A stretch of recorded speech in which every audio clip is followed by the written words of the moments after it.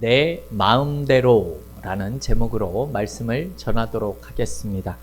오늘 본문부터 이 사사시대의 특징적인 모습이 보여지는 본문의 내용들이 계속해서 등장을 합니다. 조금 우리가 이해하기 힘든 그런 여러 사건과 에피소드들이 앞으로 쭉 이어지고 있는데요. 이런 사건들을 통해서 이스라엘의 영성이 지금 어떠한 상태에 있는지를 우리가 볼 수 있는 그런 내용들입니다. 이런 내용들을 통해서 우리에게 교훈이 되고 또 우리가 어떻게 살아가야 하는지를 깨달을 수 있는 우리 귀한 저와 여러분이 다 되셨으면 좋겠습니다. 오늘은 이 미가라는 사람의 가정에서 있었던 이야기를 말씀드리려고 합니다. 사실 이 내용을 한번 주일에 다룬 적이 있어서 조금 중적되는 내용이 있을 것 같긴 하지만 여러분 또다시 하나님께서 우리에게 주시는 말씀으로 생각을 해 주시고 잘 이해해 주시기 원합니다. 에브라임 산지에 미가 혹은 미가야라고 불리우는 사람이 있었다라는 내용이 1절에서 나오고 있죠. 이 미가라는 이름의 뜻은 여호와와 같은 이가 누구신가 라는 뜻입니다. 쉽게 우리 말로 조금 의역을 해서 말씀드리자면 하나님은 짱입니다. 이 세상에 그 누구보다 하나님이 최고입니다. 이런 뜻으로 말씀드릴 수 있을 것 같습니다. 그 이름만 들어보면 우리는 매우 경건한 사람이다 라는 사실을 우리가 알 수 있는데 사실 그 면면을 살펴보면 그 이름값을 하지 못하는 사람이다 라는 생각을 우리가 할 수 있게 됩니다. 왜냐하면 오늘 본문에서도 나오지만 그는 자신의 어머니의 돈을 훔친 자였을 뿐만이 아니라 신상을 숭배했다라는 사실을 알 수 있는 그런 인물이기 때문에 그렇습니다. 그렇다면 이 미가에 대해서 오늘 우리가 조금 더 자세히 살펴보도록 하겠습니다. 이 미가는 에브라임이라는 지파에 속한 한 가정이 그렇습니다. 가정입니다.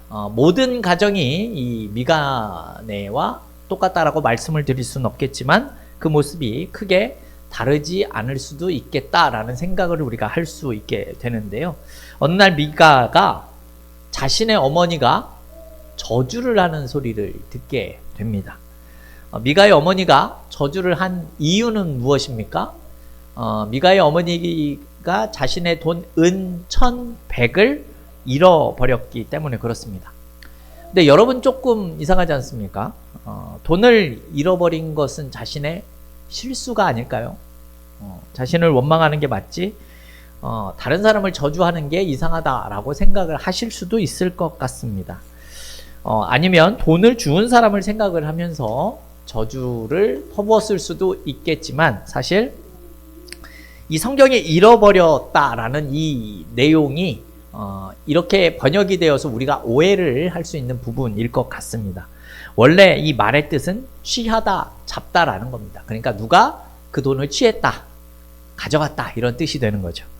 미가의 어머니가 돈을 들고 나갔다가 깜빡 두고 온 것이 아니라 그 두었던 돈을 누가 가지고 갔다라는 뜻이 된 겁니다. 그래서 돈을 훔쳐간 사람을 저주한 것이죠. 얼마의 돈을 도둑맞았습니까? 은이 1,100이었다 이렇게 말을 하죠. 이 은 1,100은 쉽게 말씀드리면 노동자가 100년 정도 일해야 얻을 수 있는 엄청난 양의 큰 액수입니다. 근데 여러분 은 1,100 하니까 생각나는 말씀이 떠오르지 않습니까? 이름이 우리가 지난번에 살펴봤지만 블레셋의 이 방백들 5명이 들릴라에게 삼손의 비밀을 알아내면 주겠다라고 했었던 돈이 각각 은 1,100이었습니다. 그죠? 그래서 어떤 사람은 이 미가의 어머니가 들릴라가 아니냐 이렇게 이야기를 하는 분도 계신데 사실은 그렇지는 않습니다. 왜냐하면 오늘 본문의 배경은 사실은 이 사사기에서는 후반에 나오지만 이 배경은 이 사사시대 초반에 있었던 일을 지금 보여주고 있기 때문에 그렇습니다. 시기상으로 삼손 사건과는 관련이 없는 그래서 미가의 어머니가 들릴라가 될 수는 없다라는 거죠. 다만 우리가 여기서 짐작할 수 있는 것은 이 미가의 집안이 굉장한 재력가였다라는 사실만은 우리가 잘 알 수 있습니다. 이렇게 미가의 어머니가 큰 도둑을 맞은 것으로 문제가 시작되는데, 문제는 이 사건 안에 숨겨진 진실이 있다라는 거죠. 이 사건의 진짜 문제는 여러분, 돈을 도둑 맞은 것이 아닙니다. 그것보다 더 큰 문제가 그 안에 숨어져 있었습니다. 말씀을 드렸지만 사실 돈을 훔쳐간 사람은 미가입니다. 어머니의 아들 미가. 어머니의 돈을 훔쳤다가 어머니가 저주하는 소리를 듣고 다시 돈을 돌려주게 됩니다. 미가의 어머니가 어떤 말로 어떻게 저주를 했는지는 잘 모르겠지만 미가의 마음을 바꿀 만큼 아주 효과적인 저주였던 거는 맞는 것 같습니다. 근데 여기서 미가가 돈을 훔친 것보다 더 큰 문제가 있다라고 제가 말씀드렸죠. 그것이 무엇인가 하면, 미가가 자신이 돈을 훔쳤었다라고 털어놓자 이 어머니의 반응 때문에 그렇습니다. 어머니가 미가에게 뭐라고 얘기를 합니까? 내 아들이 여호와께 복받기를 원하노라, 이렇게 이야기를 합니다. 미가의 어머니는 돈을 훔쳐간 사람을 저주했다가 그 사람이 아들인 것을 확인하자 축복으로 바꾸는 모습이 보여집니다. 그리고 나서는 자신의 그 아들에 대해서 어떠한 말도 하지 않습니다. 정말 넓은 마음을 가진 어머니이기 때문에 미가에게 아무런 이야기를 하지 않는 것일까요? 여러분, 그렇지가 않다라는 거죠. 여기서 우리는 이 가정이 어떠한 문제가 있는 가정인지 깨달을 수 있는 모습이 보여지고 있다라는 겁니다. 지금 미가의 어머니는 자신의 그 아들의 범죄를 다루고 있지 않습니다. 왜 자신의 돈을 훔쳤는지, 왜 이런 일을 했는지 물어보지도 않고 알려고 하지조차 않았다라는 겁니다. 돈을 훔쳐간 아들의 죄를 다루지 않는 이 모습이 사실 더 큰 문제를 야기하고 있기 때문에 그렇다는 거죠. 그래서 이 문제는 더 큰 문제를 부르고, 더 큰 문제는 또 다른 더 큰 문제를 불러오는 모습이 오늘 본문 안에 보여집니다. 여러분, 이 자리에 부모님들도 계시지만 자녀의 잘못을 보고 무조건 정죄하고 지적하는 것은 그렇게 옳지 못한 모습이 될 수는 있습니다. 하지만 자녀의 잘못을 보고도 항상 용납해주고 잘못을 잘못이라고 말하지 않는 것은 이후에 더 큰 문제를 가져오게 된다라는 것이죠. 자녀의 아들을 보면서 아들아, 너의 잘못이 아니냐, 이 세상이 잘못된 거야 라고 말을 하는 순간 이 자녀를 망치게 되는 그런 순간이 찾아오게 된다라는 겁니다. 여러분, 말씀드렸지만 이 집안은 재력가입니다. 이 말은 여러분, 우리 이 세상의 지금 모습처럼 돈만 많으면 장땡이 되는 그런 모습이 아니다라는 것이죠. 여러분, 잘못한 것이 있다면 잘못된 것을 깨달을 수 있도록 돌이켜주는 것이 바로 부모가 해야 할 일입니다. 옳은 것은 옳다라고 이야기를 하고, 그른 것은 그르다라고 이야기를 하는 것이 바로 부모의 책임입니다. 죄에 대해서 묵인하고 모른 척하고 있었을 그때에 그릇된 길로 빠진다라는 사실을 우리는 성경에서 다윗의 가정을 통해서 깨달을 수 있게 됩니다. 다윗이 자녀들의 죄를 다루지 않았기 때문에 그의 아들들이 반란을 일으키게 되고 결국 죽음을 맞이하는 그런 가슴이 찢어지는 아픔과 고통을 다윗은 감수해야만 했기 때문이죠. 물론 죄를 다루는 과정은 언제나 고통스럽고 힘이 드는 것이 사실입니다. 그래서 그냥 넘어가고 싶고 생략하고 싶기도 하는 것이죠. 사실 우리의 본성이 그것을 쉽게 허락하고 받아들이는 것이 정말 어려운 일이기 때문에 그렇습니다. 하지만 우리가 정말 자녀를 사랑한다면 우리는 이 과정을 직면을 해야 한다라는 것이죠. 우리는 죄를 제대로 어떻게 다스릴 수 있는지를 분명히 자녀들에게 알려줄 수 있어야 합니다. 단호하게 죄에 결과를 가르치되 그와 함께 그 모든 것을 덮으실 수 있는 하나님의 은혜와 사랑이 있다라는 사실도 알려줄 수 있어야 한다라는 겁니다. 하나님이 행하시는 일과 그 크기와 그 은혜를 알려줄 수 있는 것, 여러분 이것이 바로 부모가 자녀들에게 해야 할 중요한 모습이다라는 겁니다. 정말 사랑한다면 우리는 엄한 사랑의 모습도 보일 수 있어야 한다라는 것이죠. 하지만 미가의 가정 안에선 이런 모습이 없습니다. 그리고 죄를 다루지 않은 더 큰 문제가 더 큰 문제를 불러오고 있는 장면이 이제 계속해서 보여집니다. 미가의 어머니가 미가에게 돌려받은 돈으로 무엇을 하고 있습니까? 우리 오늘 본문 3절과 4절에 나온 내용인데요. 우리 3절과 4절 말씀 같이 한번 읽어보겠습니다. 미가가 은 1,100을 그의 어머니에게 도로 주매 그의 어머니가 이르되 내가 내 아들을 위하여 한 신상을 새기며 한 신상을 부어 만들기 위해 내 손에서 이 은을 여호와께 거룩히 드리노라. 그러므로 내가 이제 이 은을 내게 도로 주리라. 미가가 그 도로 주었으므로 어머니가 그 은 200을 가져다가 은장색에게 주어 한 신상을 새기고 한 신상을 부어 만들었더니 그 신상이 미가의 집에 있더라. 아멘. 말씀을 보면 미가의 어머니는 되찾은 돈으로 무엇을 한다고 합니까? 여호와를 거룩히 하려고 한다라고 이야기를 합니다. 그 돈을 구별해서 하나님 앞에 드리겠다라는 표현입니다. 근데 그 모습이 어떻게 나타나고 있습니까? 한 신상을 새겨 만들고 그 신상에 은을 부어서 한마디로 우상을 만들었다라는 겁니다. 이것이 지금 여호와를 위한 거룩히 드린다라고 하는 그런 표현입니다. 3절에 이런 표현이 나오죠. 그리고 이것을 무엇을 위하여 하냐? 내 아들을 위하여 이렇게 했다. 이렇게 표현하고 있습니다. 지금 아들을 위하여 우상을 만들었다라는 겁니다. 자기 아들을 위해서 하나님의 이름을 들먹이며 우상을 만들었다라는 것이죠. 아마도 자신이 그 했던 저주가 아들에게 돌아가는 것을 두려워했었던 것 같습니다. 그래서 은을 부어 드리면서 한마디로 하나님께 호의를 얻고자 이런 일을 행했다라는 겁니다. 더샘교회 성도 여러분, 이것이 아들을 위한 진정으로 위하는 행위인지는 모르겠지만 여러분 이 모습이 바로 내 마음대로의 신앙을 가진 자들의 모습이다라고 말씀드릴 수 있을 것 같습니다.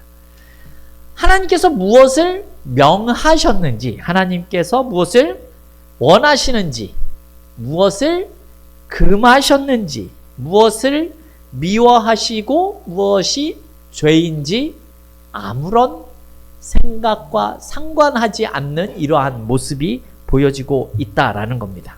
그냥 내 생각대로, 내가 하고 싶은 대로, 다른 사람이 하는 대로 그냥 따라서 사는 겁니다. 그래서 하나님이 명령하신 제2 계명이지요. 어떠한 형상이나 우상도 만들지 말라 라는 것을 무시하고 있는 모습입니다. 여러분, 하나님이 가장 싫어하시는 행위를 지금 하고 있다라는 겁니다. 그런데 그 일을 지금 어떻게 합니까? 하나님을 위해서, 자신의 아들을 위해서 하나님의 이름으로 이 일을 행하고 있었다라는 겁니다. 여러분, 우리가 어떤 의도를 가지고 어떠한 아름다운 작품을 만들든지 아니든지, 그로 인해 사람들이 환호를 하든지 감탄을 하든지 그렇지 않든지 여러분, 이것은 아무런 상관이 없는 모습이다라는 사실을 우리가 깨달을 수 있어야 합니다.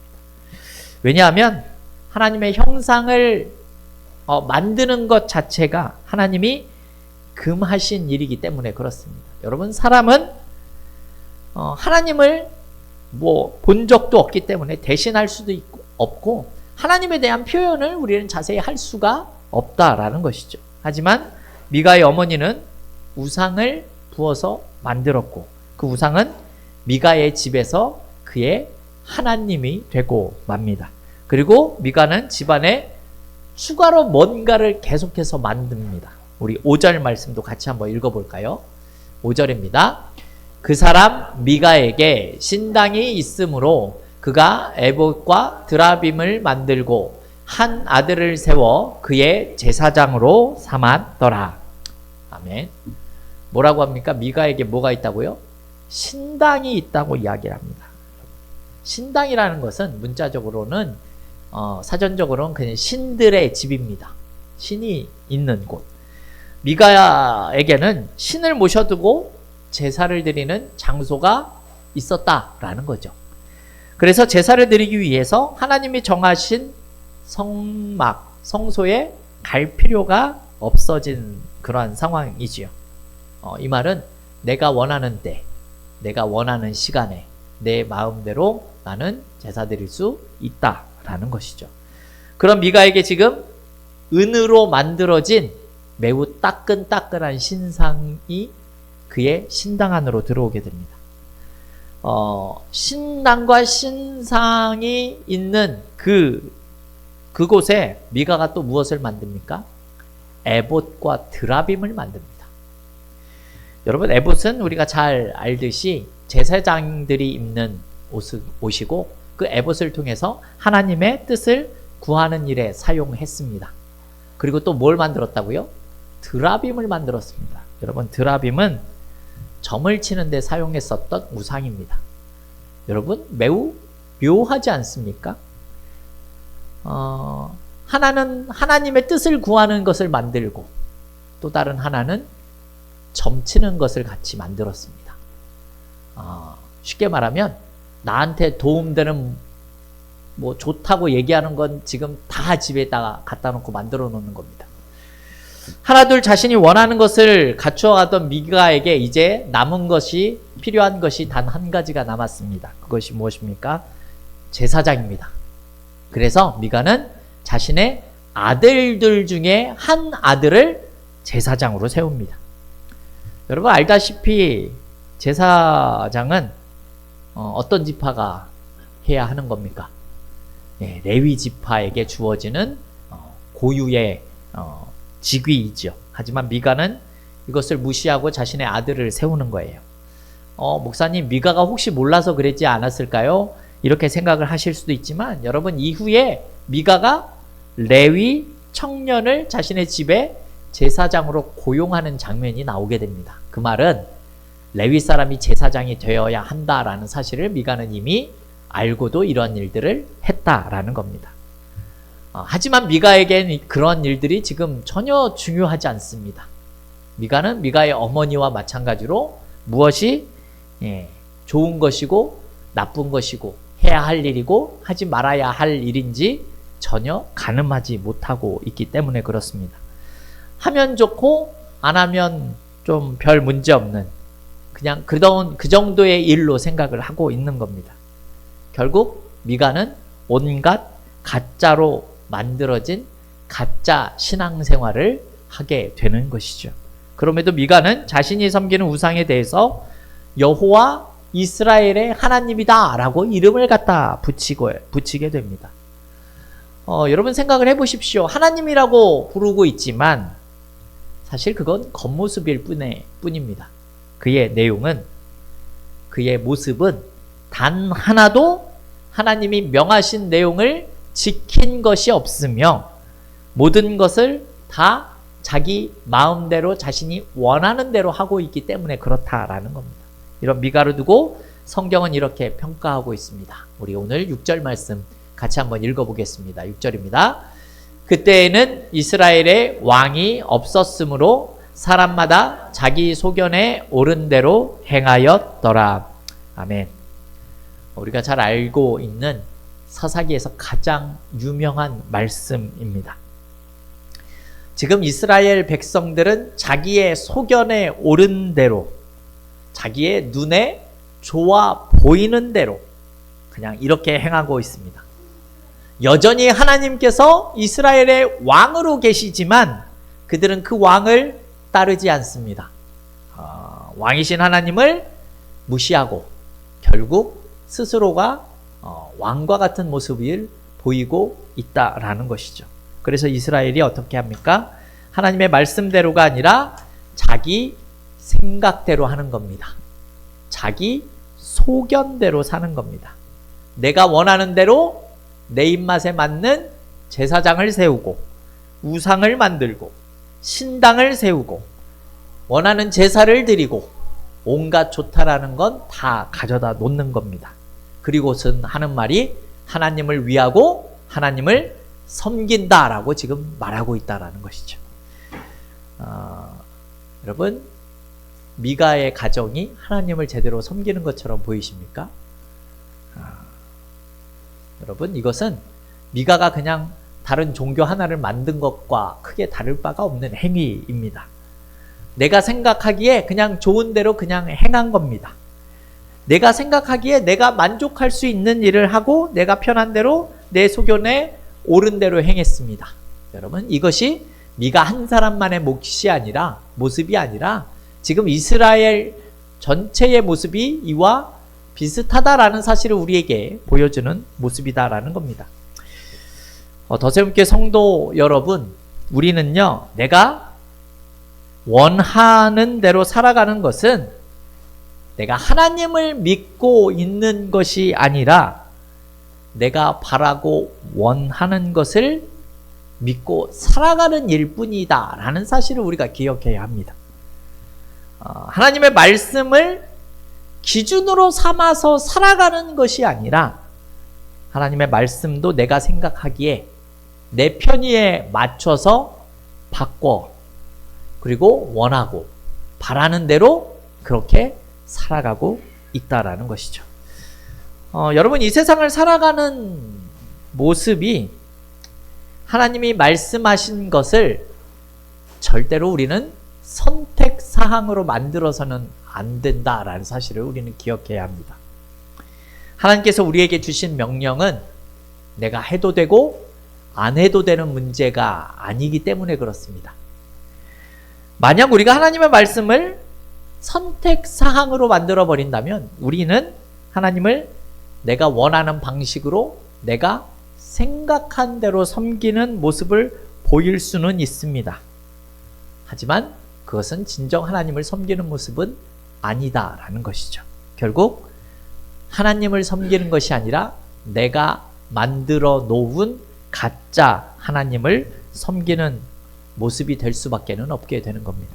그러면서도 우리는 겉으로 하나님을 섬긴다라고 이야기를 하며 사는 것이죠. 하지만 내가 만든 하나님은 하나님이 될 수는 없는 겁니다.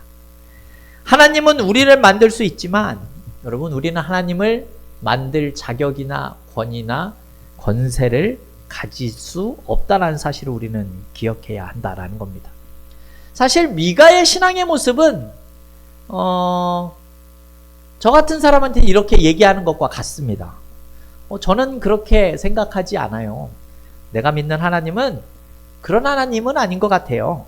성경이 그렇게 말씀하지만 저는 좀 다르게 생각을 해요. 비록 순종하지 않았어도 하나님은 여전히 나를 사랑하실 거예요.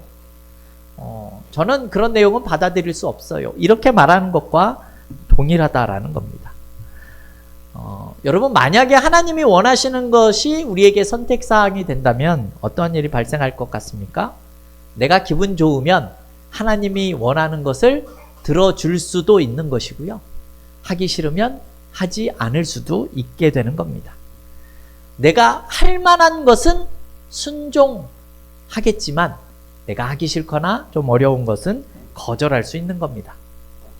내가 손해받을 만한 일은 하지 않게 되는 겁니다. 여러분, 예수께서 십자가에 달려서 하나님, 이 잔을 내게서 어떻게 하셨습니까?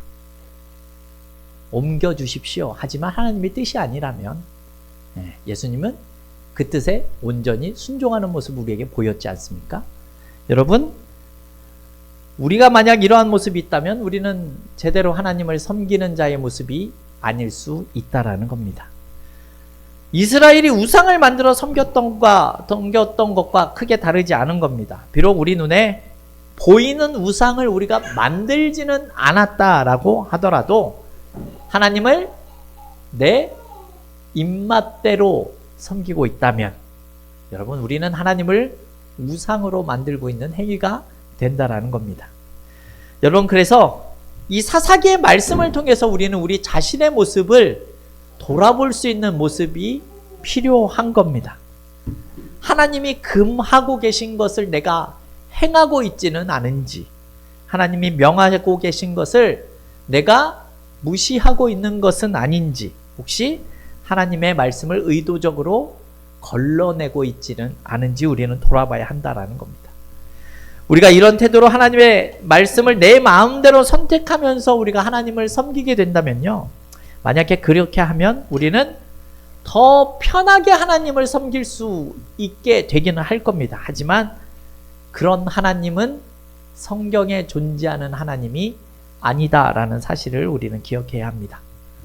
하나님은 내 입맛대로 취사 선택할 수 있는 분이 아니기 때문에 그렇습니다. 여러분, 우리 더세움교회 성도 여러분들은요, 내 마음대로 살아가는 사람들이 가득한 이 세상 속을 우리가 살아가고 있긴 하지만 정말 진짜로 하나님의 자녀로 살기를 원한다면 하나님의 말씀을 선택해서는 안 된다는 사실을 기억하셔야 합니다. 하나님의 말씀을 온전히 따르면서 내 마음대로 바꾸지 말아야 한다라는 겁니다. 여러분, 내가 만든 가짜 하나님을 포기하시고 진짜 하나님을 섬기는 모습이 우리에게 보여져야 하기 때문에 그렇습니다.